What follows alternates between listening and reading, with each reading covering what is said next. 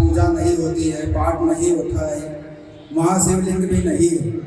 उस मंदिर के अंदर हमको उस मंदिर का जीर्णोद्धार करना है, पुनः संकल्प लेकर कि जब तक उस मंदिर के अंदर पुनः भगवान भोलेनाथ विराजमान नहीं हो जाए तब तक हम उस मंदिर के लिए जब जब जहाँ जहाँ जैसे जैसे उस मंदिर के आंदोलनकर्ता बुलाएंगे, हम सभी हिंदुओं का परम दायित्व है कि हम वहाँ जाकर उपस्थित रहें।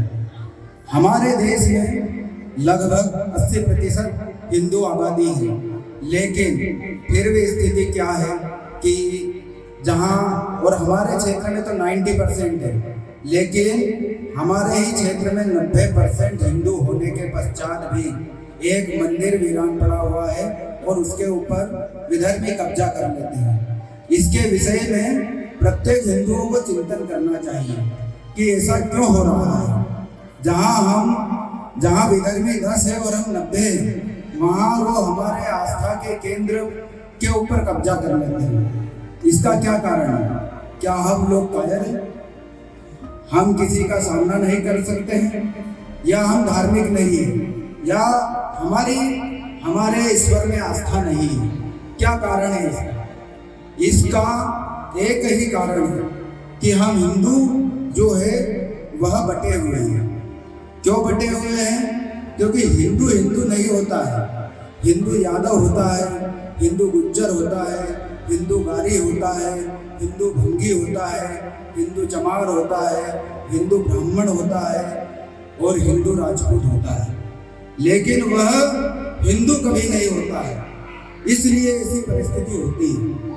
आपने शास्त्रों में भी सुना होगा, या जो पढ़े लिखे लोग हैं उन्होंने इतिहास में पढ़ा होगा कि एक समय अफगानिस्तान से लेकर इंडोनेशिया तक हमारे देश का सांस्कृतिक राज्य था, जहां हम लोग शासन करते थे। आज क्या स्थिति है? अफगानिस्तान हमारे पास नहीं है, पाकिस्तान हमारे पास नहीं है, नेपाल हमारे पास नहीं है, इंडोनेशिया हमारे पास नहीं है, श्रीलंका हमारे पास नहीं है। लेकिन जो हमारी पुरानी सोच है, जो पुरानी रीतियां हैं, रूढ़ियां हैं, वो आज भी हमारे पास है। हमने उनको नहीं बदला। क्या कारण है? हम भगवान राम की तो पूजा करते हैं, लेकिन उन भगवान राम का चरित्र लिखने वाले जो वाल्मीकि समाज के जो बंधु है, उनको हमारे बराबरी में नहीं उठाते। अगर मान लो यह चीज शास्त्रोक्त तो होती, आपको जिसने भी बताया है, तो क्या उस समय वाल्मीकि जी को यह अधिकार होता कि वो भगवान का चरित्र लिख देते? उस समय की परंपरा में हमारे ऋषि मुनि या हमारा समाज उनको यह आज्ञा देता कि आप भगवान का चरित्र लिख दो, और उस भगवान के चरित्र का लाखों वर्ष तक हम अनुसरण और मनन करते क्या? ये जो जात पात और ऊंच नीच की जो प्रथा है, यह प्रथा शास्त्रोक्त नहीं है। अगर ऐसा होता तो वाल्मीकि जी भगवान का चरित्र नहीं लिख सकते थे। और भगवान ने अपने जीवन में क्या बताया है? मर्यादा पुरुषोत्तम भगवान श्री राम का अवतार है। भगवान ने अपने जीवन में अगर किसी का झूठन खाया है तो वह है माता सबरी।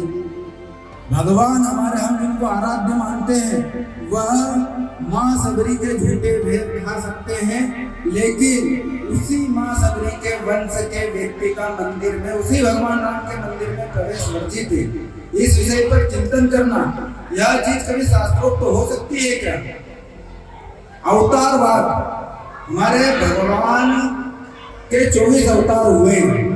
हमारी संस्कृति कितनी महान है, उस 24 अवतार में से एक अवतार है वराह अवतार।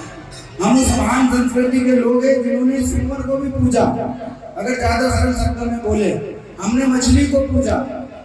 तो हम जो हमारे समान भगवान विष्णु, लक्ष्मी नारायण, शिव और राम कृष्ण को मानते हैं, उसको हमारे साथ बराबरी पर क्यों नहीं बिठा सकते? यह जो चीज है 1000 वर्ष के गुलामी के काल में आई हुई पूरी थी। किसी भी इतिहास में आपने भंगी जाति का किसी भी पुराण में वर्णन नहीं है। यह भंगी कौन लोग हैं? यह कल के क्षत्रिय थे, जिन्होंने मुगलों से लड़ते हुए अपना सर्वस्व खोया, अपना राज खोया, अपना पाठ खोया। और आखिरी में जो बचे थे उनके पास दो विकल्प थे कि या तो आप इस्लाम स्वीकार करो। उन्होंने इस्लाम स्वीकार नहीं करा, इसलिए मुसलमानों ने अपना मल उनसे उठवाया, लेकिन उन्होंने उस मल को उठाना स्वीकार करा, लेकिन हमारा धर्म नहीं छोड़ा। बताओ, तो वह जाति पूजने के योग्य है कि तिरस्कार के योग्य है? शुरुआत में उनका मान भंग हुआ था, इसलिए उनको मान भंगी कहा गया। आज भी गांव में एक प्रथा है कि अगर कोई भंगी जाति का व्यक्ति मिल जाता था उसको शुभ मानते हैं। शुभ क्यों मानते हैं, इसके पीछे भी कभी विचार करके देखना, क्योंकि इस धर्म के लिए उनका त्याग बहुत बड़ा था। व्यक्ति मर जाना पसंद करता है लेकिन अपना स्वाभिमान नहीं खोना चाहता है। उन्होंने स्वाभिमान खोकर भी हमारे धर्म की रक्षा करी और उस धर्म के ऊपर चलते रहे, लेकिन बदले में हमने क्या दिया, उनको तिरस्कार दिया। आपने रैदास जी का नाम सुना है? रैदास जी ने जिस चमड़े के अंदर पानी फेंक के वो मृत पशु को फाड़ते थे, उसके अंदर गंगा जी को प्रकट कर दिया था। मीराबाई का नाम सुना है? इस राजपूत वंश का शिरोमणि, मेवाड़ राजकुल की वह कुल वधू थी। उस समय तुलसीदास जी भी थे, सूरदास जी भी थे, लेकिन मीराबाई के जो गुरु थे वो रैदास जी थे। तो हमको ये जो जाति व्यवस्था है यह मुसलमानों और अंग्रेजों की देन है। वेदों में किसी भी प्रकार की जाति व्यवस्था का वर्णन नहीं है। जात पात कुल धर्म बढ़ाई, हरि को वजह सो हरि को पाई। इसलिए हमको सिर्फ इस देश और धर्म की रक्षा करना है तो जात पात को भूलना होगा। किसी काल में विसंगति के वर्ष में इस प्रकार की कोई व्यवस्था हो गई होगी। अभी कोरोना काल आया था तो सभी ने देखा था कि भाई भाई को हाथ नहीं लगा रहा था, बाप बेटे को नहीं लगा रहा था।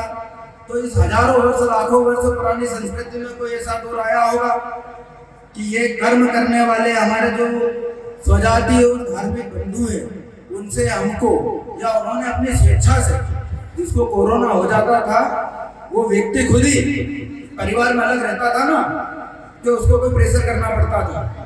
तो उस कालखंड में जो हमको ज्ञात नहीं है ऐसी कोई चीज आई होगी, वो हमारा अंग ने स्वेच्छा से अलग रहना स्वीकार कर लिया होगा। कोई महामारी कोई लंबे समय तक चली होगी, धीरे धीरे वो परंपरा बन गई है। मैं उन महान धर्मावलंबियों को जो राम को मानते हैं, कृष्ण को मानते हैं और सैकड़ों वर्ष के तिरस्कार के पश्चात भी मानते हैं, आज अगर आप अपने पुत्र को कटु शब्द बोल दो तो वो आपको छोड़ के चला जाता है, आपकी संपत्ति को भी लात मार देगा।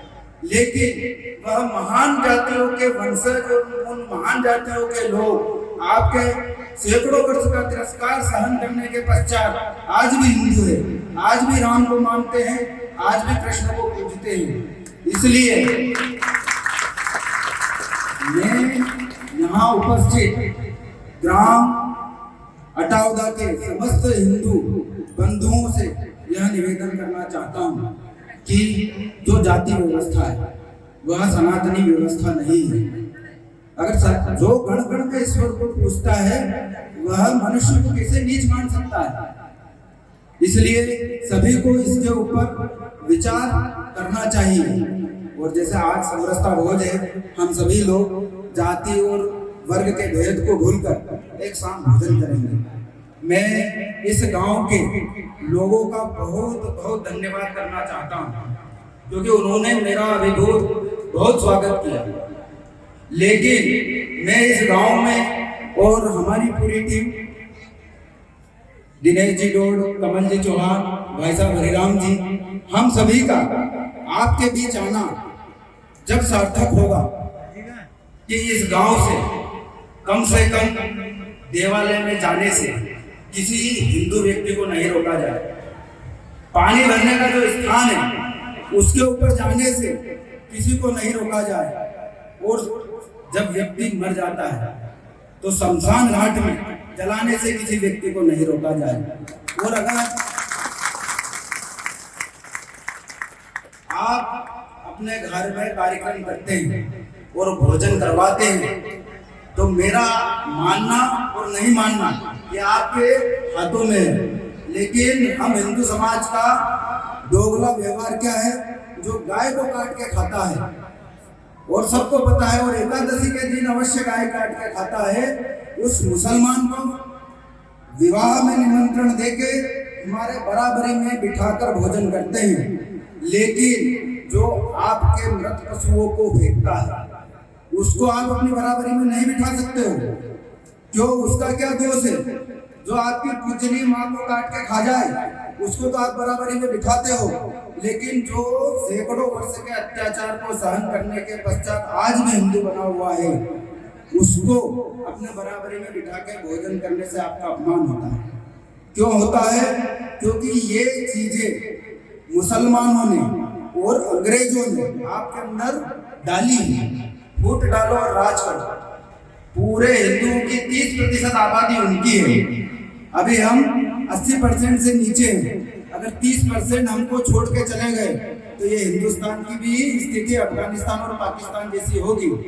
आज हम उनको हमारे बराबरी में नहीं बिठा सकते हैं, लेकिन जब धर्म के आधार पर 1947 सबको याद है ना, पढ़ा होगा सबने, सबको अपनी जमीन, जो पाकिस्तान में रहने वाला हिंदू है, अपनी जमीन, अपनी जवान बेटियां सब छोड़कर आना पड़ा। और वो तो लंबा समय हो गया।